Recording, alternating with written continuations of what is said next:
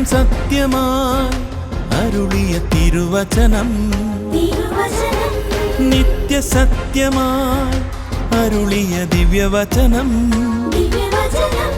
ശാന്തിയായി ദീപമായി നമ്മിൽ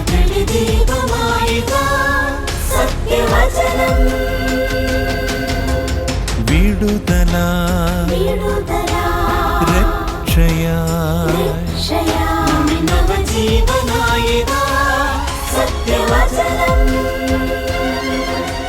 സത്യം സത്യമാ സത്യം സത്യമാ സത്യം സത്യമാ സത്യം സത്യമാ.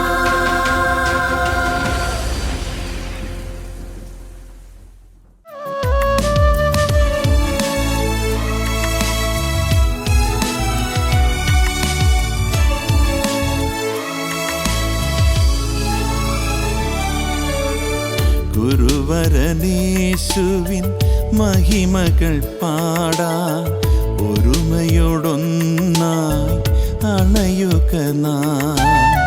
ഗുരുവരനേശുവിൻ മഹിമകൾ പാടാൻ ഒരുമയോടൊന്നായി അണയുക നാം. അവനല്ലോ വാനം ഭുവനവുമഖിലം തൻ തിരുമൊഴിയാൽ ഉരുവാക്കിയോ. ഗുരുവരനേശുവിൻ മഹിമകൾ പാടാ ഒരുമയോടൊന്നായി അണയുക നാം. സത്യസത്യമായ എന്ന ദൈവവചന സന്ദേശത്തിലേക്ക് ഏവർക്കും സ്വാഗതം.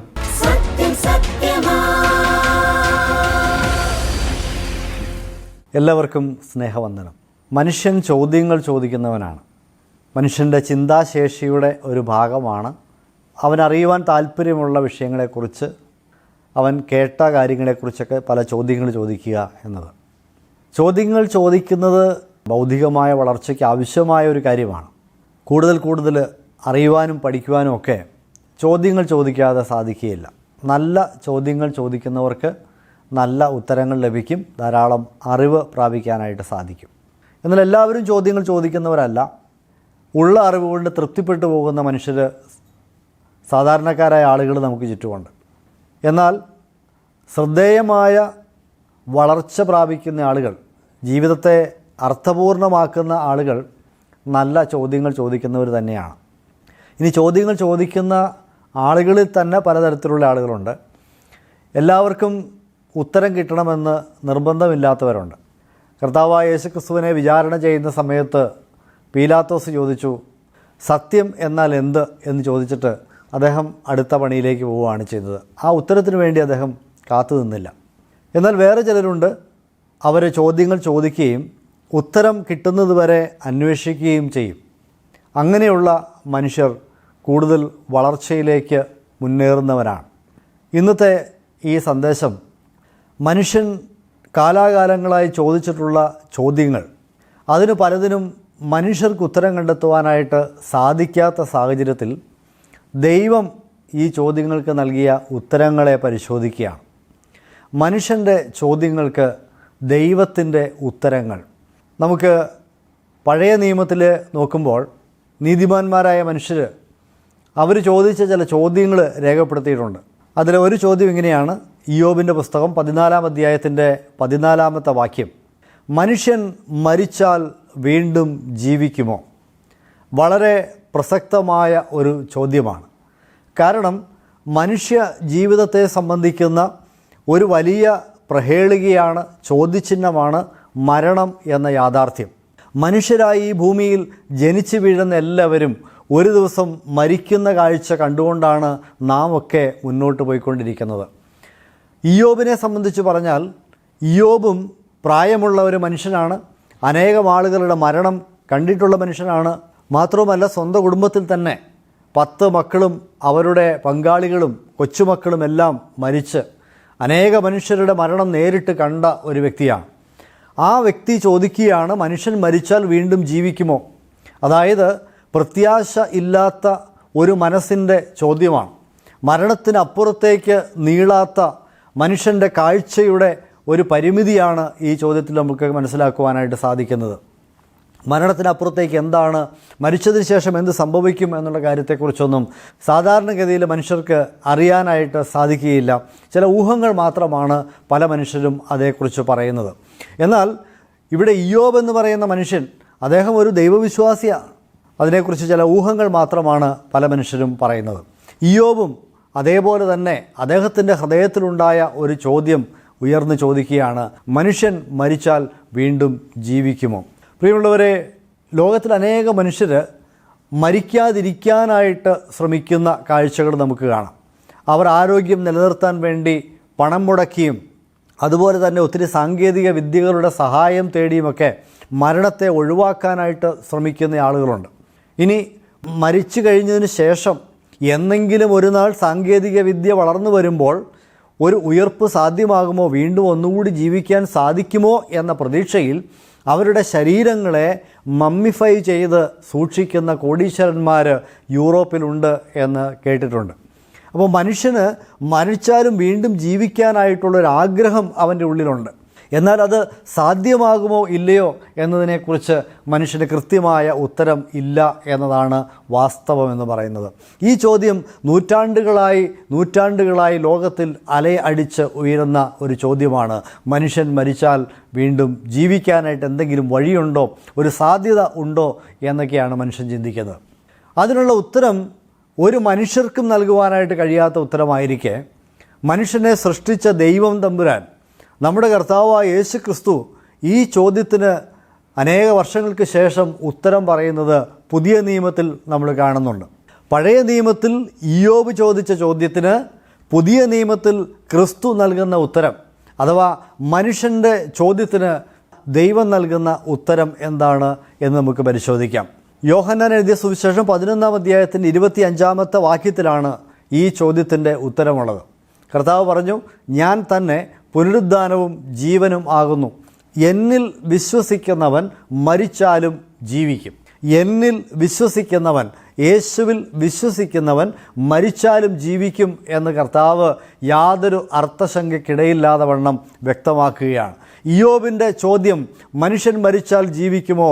യേശുക്രിസ്തുവിൻ്റെ ഉത്തരം, യേശുക്രിസ്തുവിൽ വിശ്വസിക്കുന്നവൻ മരിച്ചാലും ജീവിക്കും. എന്തുകൊണ്ടാണ് യേശുക്രിസ്തുവിൽ വിശ്വസിക്കുന്നവൻ മരിച്ചാലും ജീവിക്കും എന്ന് പറയാനായിട്ട് കാരണം എന്ന് ചോദിക്കുമ്പോൾ, അതും ആ വചനത്തിൽ തന്നെ പറയുന്നുണ്ട്, യേശു കർത്താവ് തന്നെയാണ് പുനരുദ്ധാനവും ജീവനും. മരണത്തിന് ശേഷമുള്ള ജീവൻ, അല്ലെങ്കിൽ മരിച്ച ഒരു മനുഷ്യന് ജീവൻ നൽകാൻ കഴിയുന്നത്, മനുഷ്യൻ്റെ ജീവൻ അത് കർത്താവിൻ്റെ കൈകളിലാണ്, കർത്താവ് അത് നൽകുന്നവനാണ് എന്നാണ്. മരണത്തിനപ്പുറത്തേക്കുള്ള ജീവിതത്തെക്കുറിച്ച് ചോദ്യങ്ങൾ മാത്രമായി നടക്കുന്ന മനുഷ്യരോട് ദൈവത്തിന് പറയുവാനുള്ള സന്ദേശം ഇതാണ്: നിങ്ങൾ മരിക്കുന്ന മനുഷ്യരാണ്. അതിനാണ് മർത്യർ എന്ന് പറയുന്നത്. മനുഷ്യൻ മരിക്കുന്നത് എന്തുകൊണ്ട് എന്ന് ചോദിച്ചാലും അതിനുള്ള കാരണം ദൈവത്തിൻ്റെ വചനത്തിൽ പറയുന്നുണ്ട്. പാപത്തിൻ്റെ ശമ്പളമാണ് മരണം. റോമർക്ക് എഴുതിയ ലേഖനം 6-ാം അധ്യായത്തിൻ്റെ 23-ാമത്തെ വചനത്തിൽ പൗലോസ്ലീഹ അത് രേഖപ്പെടുത്തിയിട്ടുണ്ട്. പാപം നിമിത്തം മനുഷ്യൻ മരിക്കേണ്ടവനാണ്. ദൈവത്തിൻ്റെ പ്രമാണങ്ങൾ ലംഘിച്ച് പാപം ചെയ്യുന്ന മനുഷ്യന് ദൈവം വെച്ചിട്ടുള്ള ശിക്ഷയാണ് മരണം എന്നത്. ഈ മരണത്തിൽ നിന്നാണ് മനുഷ്യന് മോചനം ആവശ്യമുള്ളത്. ഈ പാപമെന്ന പ്രശ്നം മനുഷ്യന് ഉള്ളതുകൊണ്ടാണ് സകലമാന മനുഷ്യരും മരിക്കുവാനായിട്ട് കാരണമായി തീരുന്നത്. സകല മനുഷ്യരും പാപികളായതുകൊണ്ട് മരണം എല്ലാ മനുഷ്യർക്കും ഉള്ള ശമ്പളമാണ് എന്ന് തിരുവെഴുത്ത് പറയുകയാണ്. അതുകൊണ്ട് പ്രിയമുള്ളവരെ, എന്തുകൊണ്ട് മരണം എന്ന് ചോദിച്ചാൽ അത് പാപത്തിൻ്റെ ഫലമാണ് എന്ന് തിരുവെഴുത്ത് പറയുന്നു. ഇനി ഈ മരണത്തിൽ നിന്ന് ആര് രക്ഷിക്കുമെന്ന് ചോദിച്ചാൽ, മരിച്ചാൽ വീണ്ടും ഒരു രക്ഷയുണ്ടോ, ഒരു ഉയർപ്പുണ്ടോ, ഒരു ജീവനുണ്ടോ എന്ന് ചോദിച്ചാൽ അതിനുള്ള ഉത്തരം പുനരുദ്ധാനവും ജീവനുമായ യേശുവിന് മനുഷ്യനെ ഉയർപ്പിക്കുവാൻ കഴിയും എന്നതാണ്. അല്ലെങ്കിൽ യേശു ക്രിസ്തുവിൽ വിശ്വസിക്കുന്ന ഒരു മനുഷ്യന് മരണത്തിനപ്പുറത്തേക്കുള്ള ജീവിതത്തിൻ്റെ ഉറപ്പ് നേടുവാനായിട്ട് കഴിയും. മരിച്ച മനുഷ്യന് വീണ്ടും ജീവിക്കുവാനായിട്ടുള്ള ഒരു സാധ്യത യേശു ക്രിസ്തുവിൽ ഉണ്ട് എന്ന് തിരുവെഴുത്ത് പറയുകയാണ്. മനുഷ്യൻ്റെ ആ ചോദ്യത്തിന് ദൈവത്തിൻ്റെ ഉത്തരം ഇതാണ്. അതെ, മനുഷ്യൻ ജീവിക്കും. യേശുക്രിസ്തുവിൽ വിശ്വസിക്കുന്ന മനുഷ്യൻ ജീവിക്കുക തന്നെ ചെയ്യും. യേശുക്രിസ്തുവിൽ വിശ്വസിക്കുന്ന ഒരു മനുഷ്യൻ എങ്ങനെയാണ് ജീവിക്കുക? അഥവാ ഈ പാപമാണല്ലോ മരണത്തിനുള്ള കാരണം. അപ്പോൾ ഈ പാപമെന്ന പ്രശ്നം പരിഹരിക്കപ്പെടാതെ എങ്ങനെയാണ് ജീവനിലേക്ക് വരാൻ സാധിക്കുക എന്ന് ചോദിച്ചാൽ നമുക്ക് പറയാനുള്ളത്, പാപമെന്ന പ്രശ്നം പരിഹരിക്കാതെ ആർക്കും ജീവനിലേക്ക് വരാനായിട്ട് സാധിക്കുകയില്ല. അതാണ് യേശുക്രിസ്തു തന്നെ ആ വിഷയത്തെക്കുറിച്ച് പറഞ്ഞ ആ വാചകത്തിൻ്റെ പ്രസക്തി അവിടെയാണ്. ഞാൻ തന്നെയാണ് പുനരുദ്ധാനം, ഞാൻ തന്നെയാണ് ജീവൻ എന്ന് പറയുവാനായിട്ട് യോഗ്യതയുള്ള ഒരേ ഒരു വ്യക്തി ഈ ലോകത്തിൻ്റെ ചരിത്രത്തിൽ അത് യേശുക്രിസ്തു മാത്രമാണ്. കാരണം പാപത്തിൻ്റെ ശമ്പളമെന്ന് ദൈവം വിധിച്ച വിധി, ആ പാപത്തിൻ്റെ ശിക്ഷ മനുഷ്യവർഗത്തിൻ്റെ പ്രതിനിധിയായി വന്ന് സ്വയം ഏറ്റെടുത്തുകൊണ്ട് പാപങ്ങൾക്ക് പരിഹാരം വരുത്തിയിട്ട് മരണത്തെ പരാജയപ്പെടുത്തി ജീവനിൽ ഉയർത്തെഴുന്നേറ്റ രക്ഷിതാവാണ് യേശുക്രിസ്തു. അതുകൊണ്ടാണ് അവിടുന്ന് പറഞ്ഞത്, ഞാനാണ് ജീവൻ, ഞാനാണ് പുനരുദ്ധാനമെന്ന്. മരിച്ചവരായ മനുഷ്യരൊന്നും എഴുന്നേറ്റ് വന്ന ചരിത്രമില്ല. എന്നാൽ യേശുക്രിസ്തു എന്ന ദൈവപുത്രൻ ഈ ഭൂമിയിൽ മനുഷ്യരക്ഷയ്ക്കായി അവതരിച്ച് പാപമില്ലാത്തവനായി ജീവിച്ച് പാപികളായ മനുഷ്യരുടെ പാപങ്ങൾ ഏറ്റെടുത്തുകൊണ്ട് കാൽവരിയിലെ ക്രൂശിൽ പാപപരിഹാര യാഗമർപ്പിച്ച് അടക്കപ്പെട്ട് മൂന്നാം ദിവസം വിജയശ്രീലാളിതനായി ഉയർത്തെഴുന്നേറ്റത് എനിക്കും നിങ്ങൾക്കും മരണത്തിനപ്പുറത്തേക്കുള്ള ജീവിതത്തെക്കുറിച്ചുള്ള ഉറപ്പ് നൽകുവാൻ വേണ്ടിയാണ്. നമ്മുടെ മരണമെന്ന പ്രശ്നത്തെ പരിഹരിക്കാൻ വേണ്ടിയാണ് യേശുക്രിസ്തു മരിച്ചടക്കപ്പെട്ട് ഉയർത്തെഴുന്നേറ്റത്. എൻ്റെ പ്രിയമുള്ളവരെ, അതുകൊണ്ട് കർത്താവായ യേശുക്രിസ്തു പറയുകയാണ്, ഞാൻ തന്നെ പുനരുദ്ധാനവും ജീവനുമാകുന്നു, എന്നിൽ വിശ്വസിക്കുന്നവൻ മരിച്ചാലും ജീവിക്കും. പ്രിയമുള്ളവരെ, മരണത്തിനപ്പുറത്തേക്ക് ഒരു ജീവിതം വേണമെന്ന് ആഗ്രഹിക്കുന്നവരാണോ നിങ്ങൾ? മനുഷ്യൻ മരിച്ചാൽ വീണ്ടും ജീവിക്കുമോ എന്ന ചോദ്യമുള്ളവരാണോ നിങ്ങൾ? എങ്കിൽ നിങ്ങൾക്കുള്ള ഉത്തരം യേശുക്രിസ്തുവാണ്. യേശുക്രിസ്തുവിൽ ഇന്ന് വിശ്വസിക്കുവാനായിട്ട് നിങ്ങൾക്ക് കഴിയുന്നുവെങ്കിൽ, യേശുവിനെ നിങ്ങളുടെ രക്ഷിതാവായി വിശ്വസിച്ച് സ്വീകരിക്കാനായിട്ട് നിങ്ങൾക്ക് കഴിയുന്നുവെങ്കിൽ, നിങ്ങൾക്കും മരണത്തിനപ്പുറത്തേക്ക് ഞാനും ജീവിക്കും എന്ന ഉറപ്പ് നേടുവാനായിട്ട് സാധിക്കും. കാരണം ക്രിസ്തുവിൽ ആകുന്നവർ ദൈവത്തിൻ്റെ ശിക്ഷാവിധിയിൽ നിന്ന് മോചനം പ്രാപിച്ച് ദൈവത്തിൻ്റെ ജീവനിലേക്ക്, മരണം വിട്ട് ജീവനിലേക്ക് പ്രവേശിച്ചു കഴിഞ്ഞു എന്ന് തിരുവെഴുത്ത് നമ്മളോട് പറയുകയാണ്. അങ്ങനെ യേശുക്രിസ്തുവിൽ വിശ്വസിക്കുന്നവർക്ക് നിത്യ ജീവനുള്ളതുകൊണ്ട് കർത്താവായ യേശുക്രിസ്തുവിൽ വിശ്വസിക്കുന്ന ഏതു മനുഷ്യനെയും അവിടുന്ന് ഉയർത്തെഴുന്നേൽപ്പിക്കും എന്ന് ഉറപ്പ് നൽകിയിരിക്കുന്നത് കൊണ്ട് മനുഷ്യൻ മരിച്ചാൽ വീണ്ടും ജീവിക്കുവാനുള്ള ഒരു വഴി കർത്താവ് നമുക്ക് വേണ്ടി ഒരുക്കിയിട്ടുണ്ട്. ഒന്നാമത്തെ ചോദ്യം, മനുഷ്യൻ മരിച്ചാൽ വീണ്ടും ജീവിക്കുമോ? അതിന് ദൈവത്തിൻ്റെ ഉത്തരം, മനുഷ്യൻ മരിച്ചാൽ യേശുക്രിസ്തുവിൽ വിശ്വസിക്കുന്നുവെങ്കിൽ അവൻ വീണ്ടും ഉയർത്തെഴുന്നേൽക്കും, അവൻ വീണ്ടും ജീവിക്കും എന്നാണ്. യേശുക്രിസ്തുവിലൂടെ മരിക്കുന്ന മനുഷ്യന് ജീവൻ പ്രാപിക്കുവാനുള്ള മാർഗം ദൈവം ഒരുക്കിയിട്ടുണ്ട് എന്നതാണ് അതിൻ്റെ ഉത്തരം. ആ ജീവൻ കണ്ടെത്തുവാൻ, യേശുക്രിസ്തുവിലൂടെയുള്ള നിത്യജീവൻ കണ്ടെത്തുവാൻ ദൈവം നമുക്ക് ഇടയാക്കി തീർക്കട്ടെ. പഴയ നിയമ പുസ്തകത്തിൻ്റെ താളുകളിൽ കാണുന്ന രണ്ടാമത്തെ ചോദ്യം അല്ലെങ്കിൽ മറ്റൊരു ചോദ്യം ഇങ്ങനെയാണ്. സങ്കീർത്തനങ്ങൾ 89:48 നാം ഇങ്ങനെ വായിക്കുന്നു, തൻ്റെ പ്രാണനെ പാതാളത്തിൻ്റെ കയ്യിൽ നിന്ന് വിടുവിക്കുവാൻ ആരുള്ളൂ? മനുഷ്യൻ മരിച്ച് പാതാളത്തിലേക്ക് ഇറങ്ങുന്നു, അഥവാ ശവക്കുഴിയിലേക്ക് അവനെ വയ്ക്കുകയാണ്. അതാണ് സ്വാഭാവികമായ മനുഷ്യരുടെ അവസാനം എന്ന് പറയുന്നത്. ഈ ഭൂമിയിലെ ജീവിതത്തിൻ്റെ അവസാനം എന്ന് പറഞ്ഞാൽ ശവക്കുഴി ആണ്. ആ ശവക്കുഴിയിലേക്ക് വെക്കുന്ന മനുഷ്യനെ സംബന്ധിച്ച് അവൻ്റെ പ്രാണനെ പാതാളത്തിൽ നിന്ന് വിടുവിക്കാനായിട്ട് കഴിവുള്ള ആരെങ്കിലും ഉണ്ടോ എന്നതാണ് ചോദ്യം. മരണത്തെ മാറ്റിവെക്കാൻ ആഗ്രഹിക്കുന്ന മനുഷ്യൻ, മരണത്തിൽ നിന്ന് മോചനം നേടുവാൻ ആഗ്രഹിക്കുന്ന മനുഷ്യൻ എപ്പോഴും ചോദിക്കുന്ന ഒരു ചോദ്യം ഇതാണ്, ആരാണ് എന്നെ രക്ഷിക്കുവാനായിട്ടുള്ളത്? ഈ മരണത്തിൻ്റെ പിടിയിൽ നിന്ന് ആരാണ് എന്നെ മോചിപ്പിക്കുവാനായിട്ടുള്ളത്?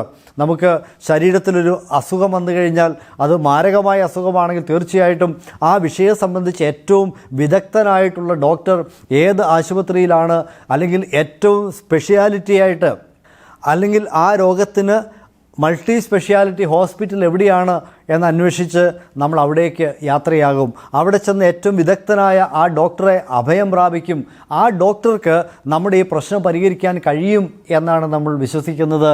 ഈ മരണത്തിൻ്റെ പിടിയിൽ നിന്ന്, എൻ്റെ ശരീരത്തെ ബാധിച്ചിരിക്കുന്ന ഈ മരണകരമായ രോഗത്തിൻ്റെ പിടിയിൽ നിന്ന് ഈ വിദഗ്ധനായ ഡോക്ടർക്ക് എന്നെ രക്ഷിക്കുവാൻ കഴിയും എന്നാണ് പല മനുഷ്യരും വിചാരിക്കുന്നത്. അതുകൊണ്ടാണ് ലക്ഷങ്ങൾ മുടക്കി മൾട്ടി സ്പെഷ്യാലിറ്റി ആശുപത്രികളിലേക്കൊക്കെ മനുഷ്യൻ ഓടുന്നത്. എന്നാൽ പ്രിയമുള്ളവർ, നമുക്കറിയാം അതിനൊക്കെ ഒരു പരിധിയുണ്ട്. മനുഷ്യൻ്റെ ജീവനെ പിടിച്ചു നിർത്തുവാൻ കഴിയുന്നതിന്, പാതാളത്തിലേക്ക് ഇറങ്ങിപ്പോകാതെ അവൻ്റെ പ്രാണനെ രക്ഷിക്കുവാൻ കഴിയുന്നതിനൊക്കെ ഒരു പരിമിതിയുണ്ട്. ഒരു സമയത്ത് ഡോക്ടർമാർ പോലും കൈമലർത്തിക്കൊണ്ട് പറയും, ഇനി പ്രാർത്ഥിക്കുക, അതുമാത്രമേ ഒരു രക്ഷയുള്ളൂ. ദൈവം തമ്പുരാൻ വിചാരിച്ചാൽ മാത്രമേ രക്ഷപ്പെടുകയുള്ളൂ. ഞങ്ങൾക്ക് ചെയ്യാവുന്നതൊക്കെ ഞങ്ങൾ ചെയ്തു കഴിഞ്ഞു. മനുഷ്യരായ വിദഗ്ധന്മാർ ഞങ്ങൾക്ക് ചെയ്യാനുള്ളതൊക്കെ ഞങ്ങൾ ചെയ്തു കഴിഞ്ഞു, ഇനി ദൈവത്തിനെ സാധിക്കൂ എന്ന് പറയുമ്പോഴെങ്കിലും വാസ്തവത്തിൽ മനുഷ്യൻ ദൈവത്തിങ്കിലേക്ക് തിരിയേണ്ടതാണ്. എൻ്റെ മരണത്തിൽ നിന്ന് എൻ്റെ പ്രാണനെ പാതാളത്തിലേക്ക് ഇറങ്ങാതെ ആ പാതാളത്തിൽ നിന്ന് എന്നെ വിടുവിക്കുന്നവൻ ദൈവമാണ് എന്ന് അപ്പോഴെങ്കിലും ഓർക്കേണ്ടതാണ്. എന്നാൽ മനുഷ്യൻ സാധാരണഗതിയിൽ ദൈവസന്നിധിയിലേക്ക് അല്ല പ്രശ്നങ്ങളുടെ പരിഹാരത്തിന് പോകുന്നത്. അവൻ്റെ ബുദ്ധിയിൽ ഉദിച്ച ആശയങ്ങളുടെ പിന്നാലെ പോയി അവൻ്റെ പ്രശ്നങ്ങൾക്ക് പരിഹാരം വരുത്തുവാനായിട്ട് ശ്രമിക്കുന്ന കാഴ്ചയാണ് നമ്മൾ കാണുന്നത്. അത്ഭുത പ്രവർത്തകരുടെ അടുത്തേക്ക്, രോഗശാന്തി നൽകുന്ന മനുഷ്യരുടെ അടുക്കിലേക്ക്, ഇനി അങ്ങനെയുള്ള ആളുകൾ, മരിച്ചുപോയ വിശുദ്ധന്മാരെന്ന് വാഴ്ത്തപ്പെട്ട ആളുകളുടെ അടുക്കിലേക്കൊക്കെ മനുഷ്യരിങ്ങനെ ഓടുകയാണ്. എന്നാൽ ദൈവത്തിൻ്റെ അടുക്കിലേക്ക് വന്നാൽ ഈ ചോദ്യത്തിനും ഉത്തരമുണ്ട്. തൻ്റെ പ്രാണനെ പാതാളത്തിൽ നിന്ന് രക്ഷിക്കുവാൻ കഴിവുള്ളവൻ ആരുള്ളൂ എന്ന് പഴയ നിയമത്തിലെ സങ്കീർത്തനങ്ങളിൽ ചോദിച്ച ചോദ്യത്തിന് പുതിയ നിയമത്തിലേക്ക് വരുമ്പോൾ അവിടെ കർത്താവായ യേശുക്രിസ്തു നൽകുന്ന ഉത്തരം ദയവായി ശ്രദ്ധിക്കുക. ലൂക്കോസ് എഴുതിയ സുവിശേഷം 9-ാം അധ്യായം അതിൻ്റെ 56-ാമത്തെ വാക്യത്തിൽ പറയുകയാണ്, മനുഷ്യപുത്രൻ മനുഷ്യരുടെ പ്രാണങ്ങളെ നശിപ്പിപ്പാനല്ല രക്ഷിപ്പാനത്രേ വന്നത്. മനുഷ്യരുടെ പ്രാണനെ രക്ഷിക്കുവാൻ വന്നവൻ, പാതാളത്തിൽ നിന്ന്, നിത്യമായ നാശത്തിൽ നിന്ന്, നിത്യമായ ശിക്ഷയിൽ നിന്ന് മനുഷ്യൻ്റെ പ്രാണങ്ങളെ വീണ്ടെടുക്കുവാൻ വന്ന വ്യക്തി അത് യേശുക്രിസ്തുവാണ് എന്ന് കർത്താവ് പറയുകയാണ്. മനുഷ്യപുത്രനായി അവതരിച്ച ക്രിസ്തു മനുഷ്യൻ്റെ പ്രാണനെ വീണ്ടെടുക്കുന്നവനാണ്, നമ്മുടെ പ്രാണങ്ങളെ രക്ഷിക്കുന്നവനാണ്. ആ രക്ഷകനായ ക്രിസ്തുവിൻ്റെ അടുക്കിലേക്ക് വരുവാനായിട്ട് മനസ്സുണ്ടെങ്കിൽ തീർച്ചയായിട്ടും പാതാളത്തിൽ നിന്ന് നമ്മുടെ പ്രാണനെ വിടുവിക്കുവാനായിട്ടുള്ള ഒരു വഴിയാണ് അവിടെയുള്ളത്. ഈ മരണത്തിൻ്റെ, ഈ പാതാളത്തിൻ്റെ പിടിയിൽ നിന്ന് കർത്താവായ യേശുക്രിസ്തു നമ്മളെ രക്ഷിക്കുമെന്ന് പറയുമ്പോൾ അതെങ്ങനെയാണ് സാധ്യമാകുന്നത് എന്നുകൂടി ഒന്ന് ചിന്തിക്കുന്നത് നല്ലതാണ്. പ്രിയമുള്ളവരെ, കർത്താവ് വെറുതെ ഒരു ഭംഗിവാക്കിന്, ഒരു ആശ്വാസവാക്കിന് അങ്ങ് പറഞ്ഞിട്ട് പോവുകയല്ല ചെയ്തത്. അങ്ങനെയാണല്ലോ പല ആളുകളും. നമ്മൾ നിസ്സഹായരായിരിക്കുമ്പോൾ നമുക്ക് പറയാൻ സാധിക്കുന്നത് പലപ്പോഴും ഇങ്ങനെയാണ്, എല്ലാം ശരിയാവും, എല്ലാം സൗഖ്യമാകും എന്നൊക്കെ വെറുതെ അങ്ങനെ പറഞ്ഞ് ആളുകൾക്ക് ഒരു അല്പം ആശ്വാസമൊക്കെ കൊടുക്കുന്ന രീതി നമുക്കുണ്ട്. അങ്ങനെ ഈ ബുദ്ധിമുട്ടിലിരിക്കുന്ന, മരണത്തെ നോക്കി ഭയപ്പെട്ടിരിക്കുന്ന, പാതാളത്തിലേക്ക് നോക്കിയിരിക്കുന്ന, പാതാളത്തെ നോക്കി ഭയപ്പെടുന്ന മനുഷ്യനോട് വെറുതെ ഒരു ആശ്വാസവാക്കായിട്ട് പറഞ്ഞതല്ല കർത്താവ്. കർത്താവ് പറഞ്ഞത് കർത്താവ് തന്നെ ആ വിഷയത്തിന് പരിഹാരമുണ്ടാക്കും എന്നതാണ്. മനുഷ്യപുത്രനായ ക്രിസ്തുവാണ് മനുഷ്യൻ്റെ മരണമെന്ന പ്രശ്നത്തിന്, അല്ലെങ്കിൽ പാതാളത്തിലേക്കുള്ള ആ യാത്രയിൽ നിന്ന് അവനെ മോചിപ്പിക്കുന്നത്, അവനെ രക്ഷിക്കുന്നത് എന്ന് കർത്താവ് പ്രഖ്യാപിക്കുകയാണ്. അതെങ്ങനെയാണ് സാധ്യമാകുന്നത് ചോദിച്ചാൽ, യോഹന്നാന്റെ സുവിശേഷം 6-ാം അധ്യായം 40-ാമത്തെ വാക്യത്തിൽ കർത്താവ് പറഞ്ഞു, പുത്രനെ നോക്കിക്കൊണ്ട് അവനിൽ വിശ്വസിക്കുന്ന ഏവനും നിത്യജീവൻ ഉണ്ടാകണം എന്നാകുന്നു എൻ്റെ പിതാവിൻ്റെ ഇഷ്ടം. എന്നിട്ട് പറയുകയാണ്, ഞാൻ അവനെ ഒടുക്കത്തെ നാളിൽ ഉയർത്തെഴുന്നേൽപ്പിക്കും.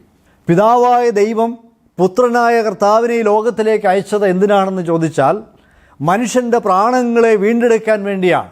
മനുഷ്യൻ്റെ ആത്മാവിനെ നിത്യമായ നാശത്തിൽ നിന്ന് രക്ഷിക്കുവാൻ വേണ്ടിയാണ്.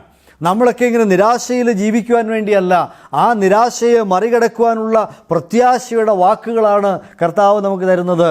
ഞങ്ങളെ കേൾക്കുന്ന പ്രിയമുള്ളവരെ, നിങ്ങൾ മാരകമായ രോഗത്തിൻ്റെ പിടിയിലായിട്ടുള്ള ആളുകളാണോ? മരണത്തിനപ്പുറത്തേക്കുള്ള ജീവിതത്തെക്കുറിച്ച് പ്രതീക്ഷയില്ലാതെ ഇരിക്കുന്ന മനുഷ്യരാണോ? ഭയത്തോടിരിക്കുന്ന മനുഷ്യരാണോ? ആശങ്കയോടിരിക്കുന്ന മനുഷ്യരാണോ? ഞങ്ങൾക്ക് നിങ്ങളോട് പറയുവാനുള്ളത് കർത്താവ് പറഞ്ഞ ഈ വാക്കുകളാണ്. പിതാവായ ദൈവം പുത്രനെ ഈ ലോകത്തിലേക്ക് അയച്ചു തന്നത് നമ്മുടെ ഈ മരണഭീതിയിൽ നിന്ന് നമ്മെ രക്ഷിക്കുവാൻ വേണ്ടിയാണ്. മരണപാതാളത്തിലേക്ക്, ആ പാതാളത്തിൻ്റെ ശിക്ഷയിലേക്ക് നമ്മെ വിട്ടുകളയാതിരിക്കാൻ വേണ്ടിയാണ്. ആ പാതാളത്തിലേക്ക് നമ്മുടെ പ്രാണൻ അവസാനിച്ച് നിത്യമായ ശിക്ഷയിലേക്ക് പോയി നിത്യമായ ദണ്ഡനത്തിൽ നമ്മളവിടെ കഷ്ടം അനുഭവിക്കാതിരിക്കാൻ വേണ്ടിയാണ് ദൈവം തൻ്റെ പുത്രനെ ഈ ലോകത്തിലേക്ക് അയച്ചു തന്നത്. ആ കർത്താവായ യേശുക്രിസ്തുവിനെ മനസ്സിലാക്കേണ്ടതുപോലെ മനസ്സിലാക്കിയാൽ, അവിടുന്ന് നമ്മുടെ പ്രാണന് വേണ്ടി ചെയ്തത് എന്താണ് എന്ന് ഒന്ന് മനസ്സിലാക്കിയാൽ നമുക്ക് ഈ മരണഭയത്തിൽ നിന്നപ്പുറത്തേക്ക് കടക്കുവാനായിട്ട് സാധിക്കും. പ്രത്യാശയോടുകൂടി ഈ ലോകജീവിതം അവസാനിപ്പിക്കുവാനായിട്ട് സാധിക്കും. ശവക്കല്ലറ അല്ലെങ്കിൽ പാതാളം, മരണക്കുഴി എന്ന് പറഞ്ഞാൽ നമ്മളെ സംബന്ധിച്ച് ഭയപ്പെടുത്തുന്ന ഒരനുഭവം ആയിരിക്കുകയില്ല. അതിനും അപ്പുറത്തേക്ക് നമുക്ക് നോക്കിക്കണ്ട് പ്രത്യാശയുടെ കിരണങ്ങൾ കാണുവാനായിട്ട് സാധിക്കും. നിങ്ങൾ കർത്താവായ യേശുക്രിസ്തുവിലേക്ക് നോക്കുക. കർത്താവ് നമുക്ക് വേണ്ടി ചെയ്തതെന്താണ്? അവിടുന്ന് നമ്മുടെ പാപങ്ങളെ ഏറ്റെടുത്തുകൊണ്ട് സ്വയം പാതാളങ്ങളിലേക്ക് ഇറങ്ങിയവനാണ്. നമ്മൾ പാതാളങ്ങളിൽ ഇറങ്ങാതിരിക്കുവാൻ വേണ്ടി, നാം നരകത്തിലേക്ക് ഇറങ്ങിപ്പോകാതിരിക്കാൻ വേണ്ടി നമ്മൾ ചെയ്ത പാപങ്ങൾ ഓരോന്നും കർത്താവായ യേശു ക്രിസ്തു ഏറ്റെടുത്തു. അതുകൊണ്ടാണ് അവിടുന്ന് മരണം അനുഭവിക്കേണ്ടി വന്നത്. അതുകൊണ്ടാണ് കർത്താവിന് ക്രൂശിൽ യാഗമായി അർപ്പിക്കേണ്ടി വന്നത്, തൻ്റെ ജീവനെ അർപ്പിക്കേണ്ടതായിട്ട് വന്നത്. പ്രിയമുള്ളവരെ, നമ്മൾ ചിന്തിച്ചിട്ടുണ്ടോ? മനുഷ്യൻ്റെ പ്രാണനെ പാതാളത്തിൽ നിന്ന് വിടുവിക്കുവാൻ പാതാളങ്ങളിലേക്ക് ഇറങ്ങിയ നമ്മുടെ പകരക്കാരനായി ദൈവത്തിൻ്റെ ശിക്ഷ ഏറ്റെടുത്ത ഈ യേശു എന്ന രക്ഷകനെക്കുറിച്ച് നമ്മൾ ചിന്തിച്ചിട്ടുണ്ടോ? ചിന്തിച്ചിട്ടില്ലെങ്കിൽ ഇന്ന് അതിനുള്ള ദിവസമാണ്. ലോകത്തിൻ്റെ ചരിത്രത്തിൽ മനുഷ്യരുടെ പാപങ്ങൾ ഏറ്റെടുത്തുകൊണ്ട് അവരുടെ പാപങ്ങളെ മോചിക്കുവാൻ, അവർക്ക് പാപം വിധിച്ചിട്ടുള്ള ശിക്ഷയിൽ നിന്ന്, മരണശിക്ഷയിൽ നിന്ന് മോചനം നൽകുവാൻ, വിടുതൽ നൽകുവാൻ, ഈ പാതാളത്തിൽ നിന്ന് അവരുടെ പ്രാണനെ വീണ്ടെടുക്കുവാൻ ആ പാപപരിഹാരം നിർവഹിച്ച ഒരേ ഒരു രക്ഷകൻ, അത് യേശു ക്രിസ്തു എന്ന രക്ഷിതാവ് മാത്രമാണ്. ഈ യേശു കർത്താവ് നമ്മളെ സ്നേഹിച്ച് നമ്മുടെ പാപങ്ങൾ ഏറ്റെടുത്ത് ആ പാപങ്ങൾക്ക് വേണ്ടി സ്വന്തം ജീവനർപ്പിച്ച് നമ്മുടെ പ്രാണങ്ങളെ പാതാളത്തിൽ നിന്ന് വിടുവിച്ചവനാണ്, വിടുവിക്കുന്നവനാണ്. അതുകൊണ്ട് തന്നെ കേൾക്കുന്ന പ്രിയമുള്ളവരെ, ദൈവം നമ്മുടെ ചോദ്യങ്ങൾക്ക് ഉത്തരം തന്നിരിക്കുന്നു. മനുഷ്യൻ്റെ ചോദ്യങ്ങൾ, ഉത്തരമില്ലാത്ത ചോദ്യങ്ങൾ ചോദിക്കുന്ന മനുഷ്യർക്ക് ദൈവം നൽകുന്ന ഉത്തരം, അതേ, മനുഷ്യൻ മരിച്ചാൽ വീണ്ടും ജീവിക്കുമോ? ഉവ്വ്, ജീവിക്കും. കാരണം യേശു പുനരുദ്ധാനവും ജീവനുമാണ്. മനുഷ്യൻ്റെ പ്രാണനെ പാതാളത്തിൽ നിന്ന് വിടുവിക്കുവാൻ ആർക്കെങ്കിലും കഴിയുമോ? ഉവ്വ്. ദൈവത്തിൻ്റെ ഉത്തരമിതാ. ദൈവം അതിനൊരു വഴിയൊരുക്കിയിട്ടുണ്ട്. യേശു ക്രിസ്തു എന്ന രക്ഷിതാവിന് കഴിയും.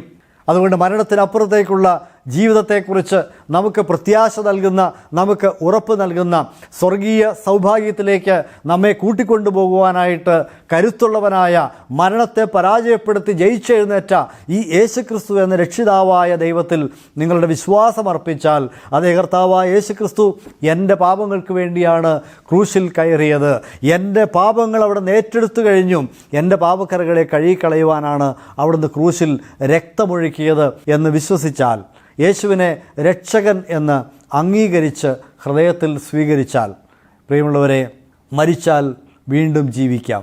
പ്രിയമുള്ളവരെ, മരിച്ചാലും വീണ്ടും നാം ജീവിക്കും. മരിച്ചാലും യേശുക്രിസ്തു നമ്മളെ ഉയർപ്പിക്കും. മരിച്ചാലും നിത്യ ജീവനിലേക്ക് ദൈവം നമ്മളെ പ്രവേശിപ്പിക്കും. ഈ വലിയ പ്രത്യാശയാണ് ദൈവത്തിൻ്റെ വചനം നമുക്ക് നൽകുന്നത്. ഞങ്ങളെ കേട്ട എല്ലാവരെയും ദൈവം അനുഗ്രഹിക്കട്ടെ എന്ന് പ്രാർത്ഥിച്ചുകൊണ്ട് എൻ്റെ വാക്കുകളെ നിർത്തുന്നു. ഇന്നലെ ഇന്നും എന്നുമെന്നാളും അനന്യനായുള്ളവൻ നീ മാത്രം. ഇന്നലെ ഇന്നും എന്നുമെന്നാളും അനന്യനായുള്ളവൻ നീ മാത്രം. ചിന്മയരൂപ, നന്മസ്വരൂപ, നിൻമൊഴിയെന്നിൽ നിറയണം. ചിന്മയരൂപ, നന്മസ്വരൂപ, നിൻമൊഴിയെന്നിൽ നിറയണം. ഒരുവരനേശുവിൻ മഹിമകൾ പാടാൻ ഒരുമയോടൊന്നായി അണയുക നാം.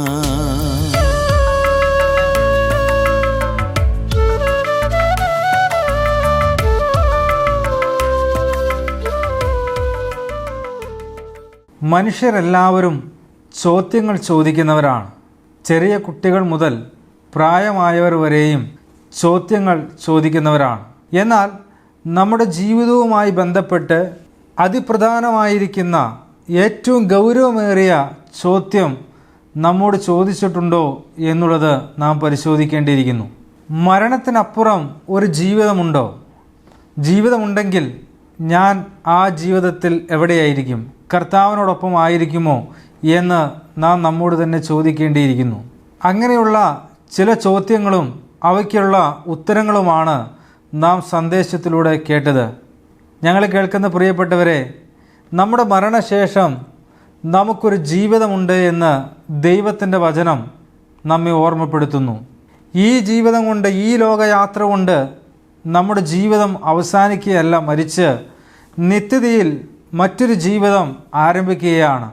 ആ ജീവിതം കർത്താവിനോടൊപ്പമുള്ള ജീവിതമാണ്. ആ ജീവിതം ജീവിക്കുവാൻ കർത്താവായ യേശു ക്രിസ്തു വിശ്വസിക്കുന്നവർക്കാണ് കർത്താവിനോടൊപ്പമുള്ള ജീവിതം നയിക്കുവാനായിട്ട് ഇടയായിട്ട് തീരുന്നത്. അങ്ങനെ കർത്താവിനോടൊപ്പമുള്ള ജീവിതം നയിക്കുവാനായിട്ട് നാം എന്തു ചെയ്യണമെന്ന് ചോദിച്ചാൽ കർത്താവായ യേശു ക്രിസ്തുവിനെ സ്വന്തം നാഥനും രക്ഷിതാവുമായിട്ട് സ്വീകരിക്കുക എന്നുള്ളതാണ്. കർത്താവായ യേശു ക്രിസ്തു നമ്മുടെ പാപത്തിന് പരിഹാരം വരുത്തുവാനായി കാൽവരിയിലെ ക്രൂശിൽ മരിച്ച് അടക്കപ്പെട്ട് ഉയർത്തെഴുന്നേറ്റു എന്ന് നാം ഹൃദയത്തിൽ വിശ്വസിക്കുമ്പോൾ കർത്താവിൻ്റെ മകനായിട്ട് തീരുവാനായിട്ട് സാധിക്കും. ഞങ്ങളോടൊപ്പം ഇങ്ങനെ പറയുമോ? കർത്താവായ യേശുവേ, ഞാനൊരു പാപിയായ മനുഷ്യനാണ്, എൻ്റെ പാപത്തിന് വേണ്ടിയാണ് അവിടുന്ന് കാൽവരിയിൽ മരിച്ചത്. ആ കർത്താവായ യേശുവിൽ ഞാൻ വിശ്വസിക്കുന്നു എന്ന് ഹൃദയത്തിൽ പറയുമ്പോൾ രക്ഷിക്കപ്പെടുവാനായിട്ട് സാധിക്കും. ആ നിലയിൽ രക്ഷ സായുക്തമാക്കുവാൻ ദൈവം നമ്മെ ഏവരെയും സഹായിക്കട്ടെ. നമുക്ക് പ്രാർത്ഥിക്കാം. സ്വർഗീയ നല്ല പിതാവേ, കർത്താവ്, ജീവിതത്തിൽ അനേക ചോദ്യങ്ങൾ ഞങ്ങൾ ചോദിച്ചിട്ടുള്ളവരാണ്. മരണത്തിനപ്പുറം ഒരു ജീവിതമുണ്ടോ? എൻ്റെ ആത്മാവ് മരണശേഷം എവിടെയായിരിക്കും? കർത്താവിനോടൊപ്പം വാസം ചെയ്യുവാൻ ഞാൻ എന്താണ് ചെയ്യേണ്ടത്? കർത്താവ്, ഈ ചോദ്യങ്ങൾക്കുത്തരം ഞങ്ങൾ തിരുവെഴുത്തിലൂടെ കാണുകയുണ്ടായി. കർത്താവ് അവിടെ ഞങ്ങളെ സ്നേഹിക്കുന്നുകൊണ്ട് തൻ്റെ പുത്രനെ കാൽവരിയിലെ ക്രൂശിലർപ്പിച്ച് ഞങ്ങൾക്ക് പകരക്കാരനായി മരിച്ച് ഞങ്ങളുടെ നിത്യമായ ജീവങ്കിലേക്ക് അവിടുന്ന് കൊണ്ടുവന്നോർ ദൈവത്തെ സ്തുതിക്കുകയും മഹത്വപ്പെടുത്തുകയും ചെയ്യുന്നു. കർത്താവായ യേശുവിൽ വിശ്വസിച്ച് മാനസാന്തരപ്പെട്ട് രൂപാന്തരപ്പെട്ട് കർത്താവിൻ്റെ മകനായിട്ട് ജീവിക്കുവാൻ അവിടെ ഞങ്ങളേവരെയും അവിടുന്ന് സഹായിക്കണമെന്ന് ഓർത്ത് പ്രാർത്ഥിക്കുന്നു. പ്രാർത്ഥന യാചന അവിടുന്ന് കേട്ടതോർത്ത് സ്തോത്രം. എല്ലാ യേശു ക്രിസ്തുവിൻ്റെ ധന്യമുള്ള നാമത്തിൽ തന്നെ, ആമേൻ. ഈ ദൈവവചന സന്ദേശം നിങ്ങൾക്കൊരു അനുഗ്രഹമായി എന്ന് ഞങ്ങൾ വിശ്വസിക്കുന്നു. നിങ്ങളുടെ വിലപ്പെട്ട നിർദ്ദേശങ്ങളും പ്രാർത്ഥനാവശ്യങ്ങളും ഞങ്ങളെ അറിയിച്ചാലും ഞങ്ങൾ നിങ്ങൾക്ക് വേണ്ടി പ്രാർത്ഥിക്കുന്നതായിരിക്കും. ഞങ്ങളുമായി ബന്ധപ്പെടേണ്ട വിലാസം Agape gospel ministries, 126 Maithri Nagar, Asramam, Kollam. Email ID satyasathyamaya@gmail.com. Phone number 8136936648. Bible സംബന്ധമായ നിങ്ങളുടെ സംശയങ്ങളും ചോദ്യങ്ങളും ഞങ്ങളുടെ വാട്സപ്പ് നമ്പർ മുഖേന ഞങ്ങളെ അറിയിച്ചാലും ഞങ്ങൾ നിങ്ങൾക്ക് ഉത്തരം തരുന്നതായിരിക്കും. ഈ പ്രോഗ്രാമിൻ്റെ മറ്റു സന്ദേശങ്ങളും പാട്ടുകളും കേൾക്കുന്നതിനായി ഞങ്ങളുടെ സത്യസത്യമായി എന്ന യൂട്യൂബ് ചാനലും സത്യസത്യമായി എന്ന ഫേസ്ബുക്ക് പേജും സന്ദർശിച്ചാലും ദൈവം നമ്മെ അനുഗ്രഹിക്കുമാറാകട്ടെ. സത്യം സത്യം